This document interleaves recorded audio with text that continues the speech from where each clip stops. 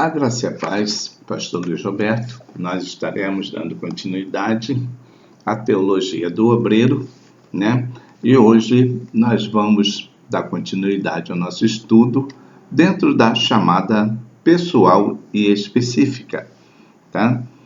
E nós temos alguns pontos dentro dessa chamada pessoal e específica para nós analisarmos, ok? Então, o primeiro ponto dela é a salvação. A salvação, tá? É necessário e de grande importância que nós tenhamos nascido de novo. Nós, para sermos obreiro do Senhor, verdadeiramente nós precisamos realmente ter uma salvação plena. Uma salvação que realmente transformou a nossa vida, que fez de você e de mim um novo homem, fez de nós um verdadeiro cristão, né? O cristão, esse nome é aquele que segue a Cristo, aquele que tenta, né? Porque nós vamos tentar nos esforçar para imitar a Cristo, tá bom? Esse termo cristão, ele é muito relevante. Às vezes, a pessoa fala do termo crente, que é o termo que ficou muito usual, né? E aí, ele é crente, ela é crente. Mas o que é o crente? O que é crente? Crente é aquele que crê, né, em alguma coisa. Crer, apenas crer. É um crente. E o crente, ele pode crer em qualquer coisa, tá certo? O crente, ele vai crer naquilo que ele acredita, ou aquilo onde ele deposita a sua confiança, ou talvez até a sua esperança, né? Então, eu vou falar aqui de um exemplo muito basicão, às vezes pode parecer meio esdrúxulo, vamos dizer assim, do que é um crente, do que é você crer em alguma coisa, tá? É ser crente. Vamos lá. Você, de repente, você está aqui em pé, né? Nós estamos em pé e ficamos cansados, e nós vamos sentar num banco ou numa cadeira. Quando nós sentamos num banco ou numa cadeira, a gente acredita que essa cadeira, esse banco, vai sustentar o nosso peso e nós não vamos cair. Então, o que acontece aí? Eu estou crente nesse banco, eu estou crente nessa cadeira, de que essa cadeira não vai me decepcionar, não vai deixar cair. A minha fé, né, está ali naquela cadeira nesse momento. Ela é a minha esperança de sustentação para que eu não caia, não me machuque, ou não vou servir de chacota para alguém dar risada de mim, entendeu? Então, eu depositei a minha crença, a minha fé, numa cadeira, num banco, simples assim, ok? Então, aí alguns chegam e falam assim, né? Já escutei muito isso, inclusive o mundo hoje fala assim, mas crente até o diabo é. E ele não está errado, o diabo é crente, né? Então, esse termo crente, ele ficou, né, acompanhou de geração, veio até nós, através dos anos, depois da reforma, crente, né? Então andava com a Bíblia e tal, aquele negócio todo, é um crente, ali vai um crente, ali vai um crente em Jesus, amém, glória a Deus, tá certo? Mas as coisas vão se modernizando e, de repente, a gente fala assim, agora eu sou gospel. Eu sou gospel, né? Então, mas o que é a verdadeira realidade? É cristianismo, é o cristão, é ser cristão. Porque quando você fala, eu sou cristão, o cristão ele é crente, o cristão é verdadeiro, o cristão é fiel, tá? E o cristão tem uma fé em Cristo, ok? Então, o cristão, ele fecha isso, porque ele é seguidor de Cristo. Ele está tentando imitar a Cristo. Ele quer ser igual a Cristo. Isso não é você querer ser o bonzão, não. É uma coisa que agrada a Deus, tá certo? E Deus quer que você chegue à estatura de varão perfeito. E quem é o varão perfeito? O varão perfeito é Jesus. Então, eu vou seguir a Jesus. Eu vou seguir a Cristo. Ah, porque eu não sou jesuíta em vez de cristão, né? Jesus Cristo. Primeiro Jesus, depois Cristo. Porque Jesus, tá, morreu na cruz e quando ele ressuscitou, né, ele se tornou o Cristo. O Cristo. Tá certo? Então, o cristianismo se baseia nisso, né? Às vezes a pessoa acha que ser cristão é ser católico. Não é. O cristianismo ele abrange vários segmentos do cristianismo. A Igreja Católica está inserida dentro do cristianismo. A Igreja Batista, a Igreja Metodista, a Igreja Presbiteriana, a Igreja Assembleia de Deus, todas estão inseridas dentro do cristianismo. Então, quando se faz um censo sobre religião, né, qual é a religião que predomina naquele lugar, naquele estado, naquele país, faz um censo, engloba o quê? Cristão, muçulmanos, judeus e assim por diante, tá certo? Hindus, né? Então, porque o cristianismo engloba todos os segmentos cristãos, certo? Então, é importante você saber que você precisa falar, eu sou cristão, eu sou um cristão genuíno, cristão verdadeiro, amém? Então, através da salvação em Cristo Jesus, eu me tornei um cristão. E eu sou um cristão fiel e verdadeiro, porque eu realmente me converti. Realmente eu tive um encontro com Cristo. Realmente Jesus mudou a minha vida, transformou a minha vida. Eu sou um novo homem. Eu estou fazendo a vontade de Deus. Olha que responsabilidade, né? Então, uma grande salvação. Esse é o primeiro ponto, tá? Para um obreiro. Um obreiro ele precisa ter uma grande salvação. O que é uma grande salvação? É uma salvação genuína, verdadeira, legítima, tá? O obreiro ele precisa ser convicto da sua salvação. Nada pode abalar a convicção da salvação de um obreiro, certo? Então, ele precisa ter essa grande salvação, essa verdadeira salvação.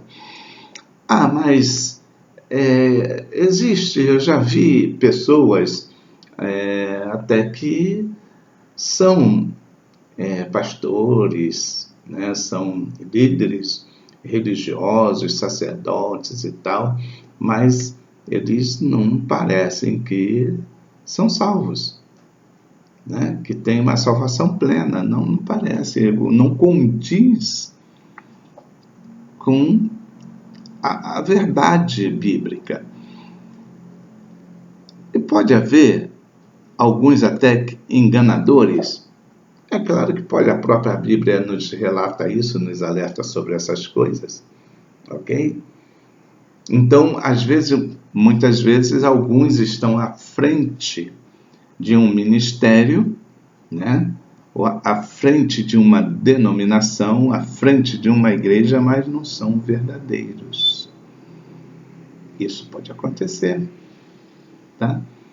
Porque vai chegar um momento que o Senhor Jesus vai falar: apartai-vos de mim, que eu não vos conheço. Tá? Ah, Senhor, mas em teu nome eu preguei, em teu nome eu curei, em teu nome eu salvei almas, em teu nome eu fiz isso, em teu nome eu fiz... Oh, verdade, fez mesmo. Fez, mas o que prevaleceu ali? O nome de Jesus. Ok? Em que prevaleceu ali? A palavra de Deus que foi pregada. Não fui eu, mas aquilo que eu usei, aquilo que eu apliquei, fez com que pessoas fossem curadas, salvas e libertas. Ok? Então, não quer dizer que aquele sacerdote, que aquele pastor, que aquele ministro, ele tenha uma salvação plena e genuína, verdadeira. Ele pode ser um enrolador, um 71, né? Mas a palavra não volta vazia. A palavra, ela vai ser proclamada e ela vai cumprir aquilo que apraz ao Senhor, tá? E se eu e você não clamar, as pedras clamarão. Quem são as pedras? Aquelas pessoas que estão usando de falsos, de inverdades. Por quê? São corações de pedras, corações endurecidos, pedras que clamam, mas não têm a unção da graça, do poder de Deus. Tá? De repente pode até falar bem, pode explanar bem, pode ter uma eloquência boa, mas não é verdadeiro, não é real. É um enganador. Tá bom? É lobo em pele de cordeiro. Certo? Então, isso pode acontecer. Mas não é para acontecer. Ok? Não é para acontecer. Porque o que é para acontecer é que seja real, verdadeiro. Então, uma grande salvação, uma salvação genuína. Certo? O segundo ponto, depois da salvação para um obreiro, é uma grande santificação. Ele precisa buscar santificação. Seja santo como eu sou santo. Né? Então, nós precisamos ter uma santidade, buscar uma santidade. Poxa, mas isso parece ser uma coisa assim muito... para me engrandecer. Pô, será que eu estou querendo ser melhor do que alguém, melhor do que o outro? Né? Será que eu sou tão santo assim, vou ser tão santo assim? Nós somos humanos. Nós estamos dentro de um processo. E o nosso processo de salvação, de santificação, processo é contínuo, é uma coisa contínua. Esse processo ele não pode terminar aqui, de uma hora para outra, não, ele é contínuo.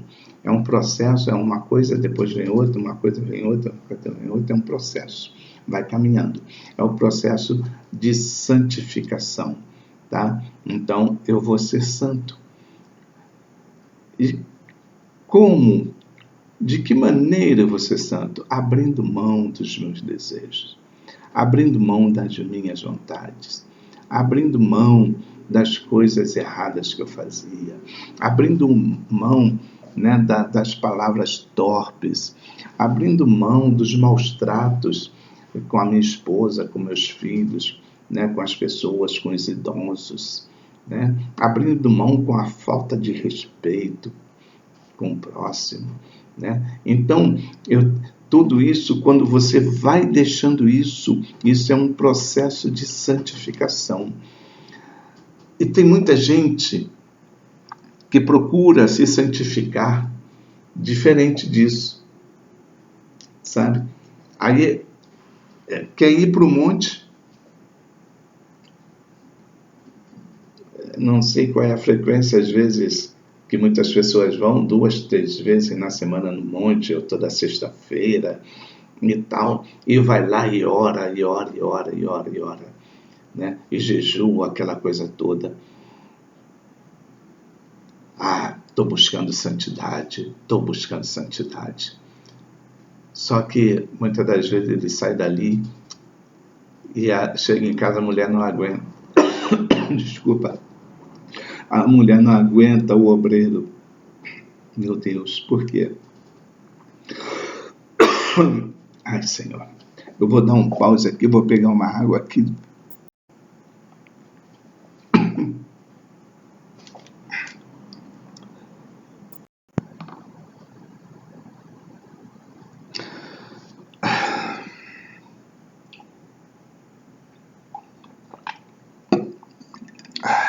Que bom, uma aguinha de vez em quando é bom. Mas então, vamos retomando aqui. Então, às vezes, né, vai para o monte, ora, aquela coisa toda, fica lá na madrugada, que chora e fala em línguas e tal. E chega em casa, responde mal para a mulher, xinga a mulher, às vezes até agride, né? Faz coisas erradas. Então isso não torna uma pessoa santa. Não é, às vezes, um esforço que eu vou fazer que eu vou me tornar santo. Mas o que vai me tornar santo, né? Eu vou me aproximar mais de Cristo, mais da santidade, é eu tomar as minhas atitudes diante do Senhor e começar a abrir mão das coisas erradas. Isso é um processo de santidade. É claro que dentro disso tem, junto a oração, tem o jejum, porque fala, Senhor, me ajuda. Senhor, eu preciso de seu socorro, do seu auxílio, porque eu sou fraco, eu sou falho, né? Por mim mesmo eu não consigo mais, com a tua força eu vou conseguir, né?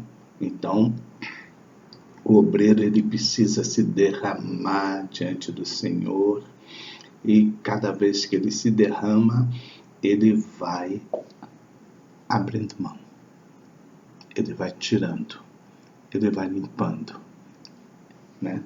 Aquilo que eu fazia eu não faço mais, aonde eu ia eu não vou mais, aqueles amigos que eu não vou ter mais, entendeu? Então, abrir mão de muita coisa. O abrir mão, né, é muito interessante, dá uma pregação muito boa, o abrir mão, deixar algumas coisas, né?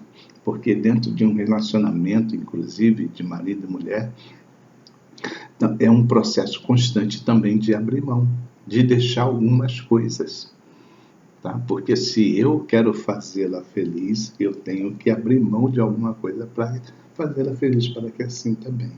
Mas se eu não abrir mão, eu vou ser egoísta, porque eu vou querer ter aquilo ali e aquilo não faz bem para ela. Então, é um processo, irmãos. É um processo.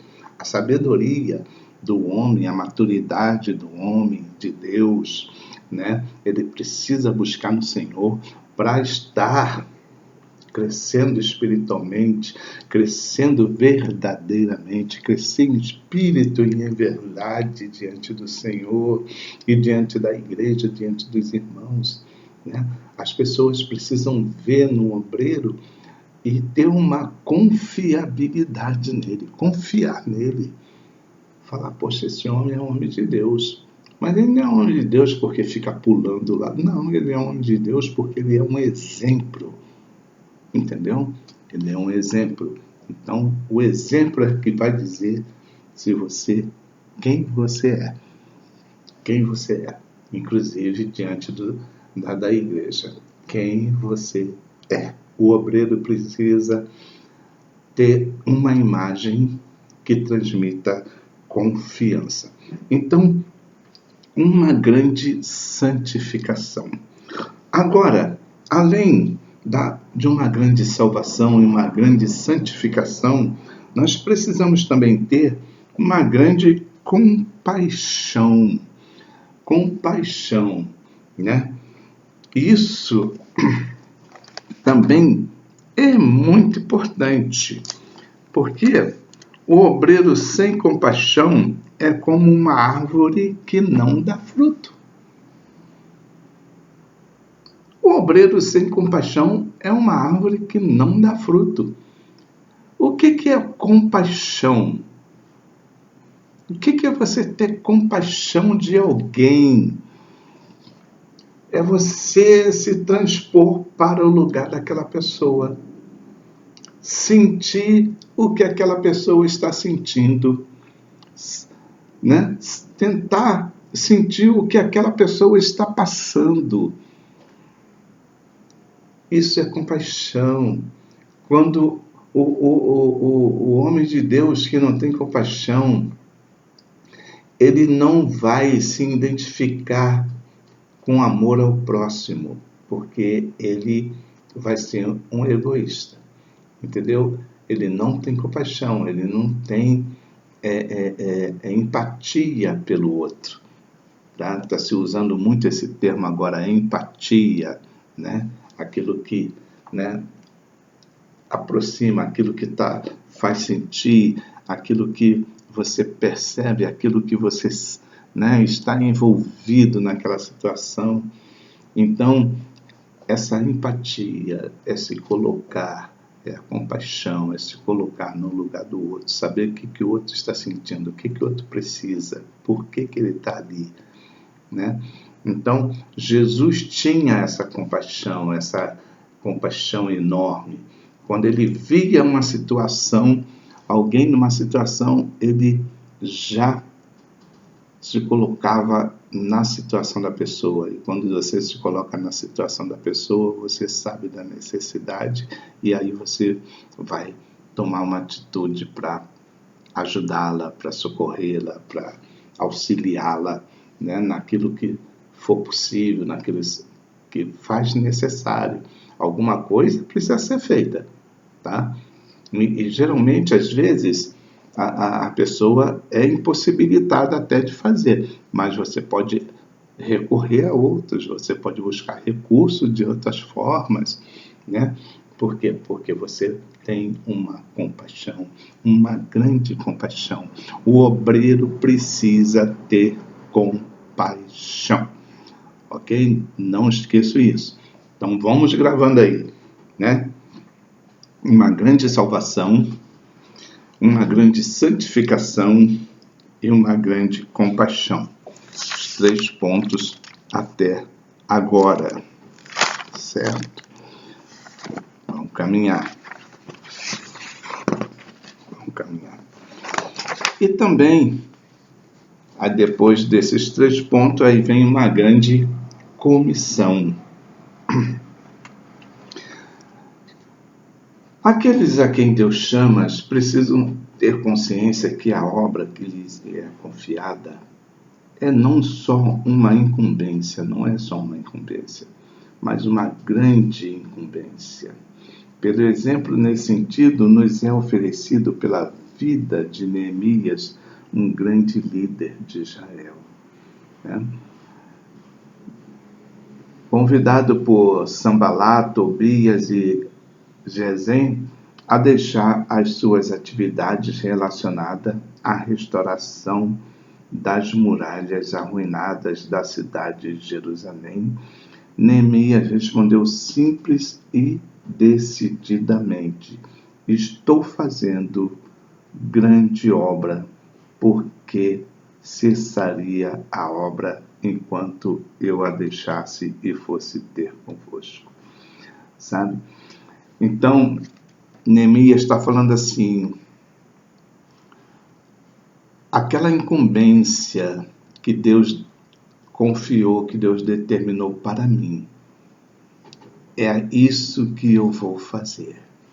É isso que eu vou executar. É isso que eu vou concluir.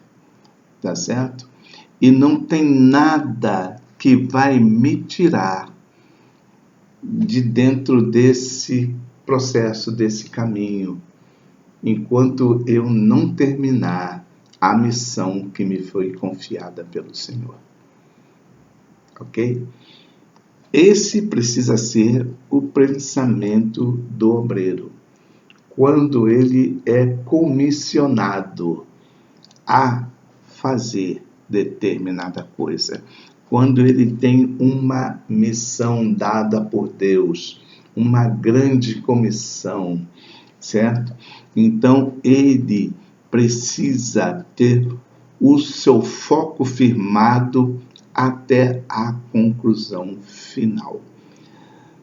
Porque quando nós tomamos uma atitude em determinadas áreas da nossa vida, ou dentro do nosso ministério, né, ou da igreja local, né, aí vem uma influência de fora para desvirtuar a tua atenção, ou até uma influência de dentro.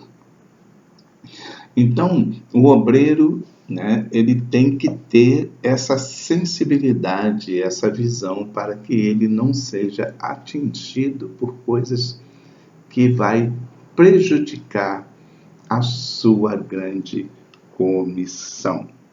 Ok? Então, esse é o quarto ponto, uma grande comissão.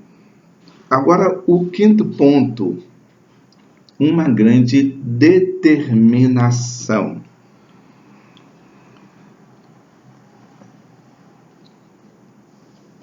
Dentro dessa grande determinação, você precisa fazer uma pergunta.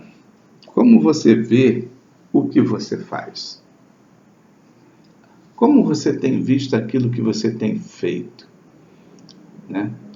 Como você tem visto o resultado daquilo que você tem feito? Não basta, às vezes, possuir uma grande salvação, uma grande santificação, compaixão, né? É uma grande comissão. Importante também é possuir uma grande determinação para realizar a obra de Deus, né? O obreiro precisa ser determinado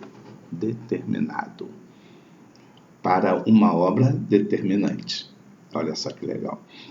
Tá certo? Então você precisa ter determinação. E uma pessoa determinada é uma pessoa que não sai do alvo, não sai do foco, ela não se deixa levar, tá certo? Ela permanece e ela sabe o que ela quer, né? E ela sabe que está debaixo da direção de Deus, sabe que Deus está no negócio, então ela está determinada a cumprir aquilo que lhe foi confiado por Deus. Amém, meus queridos? Então, nós vamos ficar por aqui nesse estudo e daremos continuidade em seguida, né? Continue assistindo os vídeos mais de uma vez, continue olhando, estudando, né? Buscando, revendo mais de uma vez, trazendo, né, que nem eu falei ainda no vídeo anterior, trazendo pessoas para assistir junto contigo, discutindo ideias, né? E abrindo a visão para o estudo da Palavra de Deus. Que Deus os abençoe em nome de Jesus.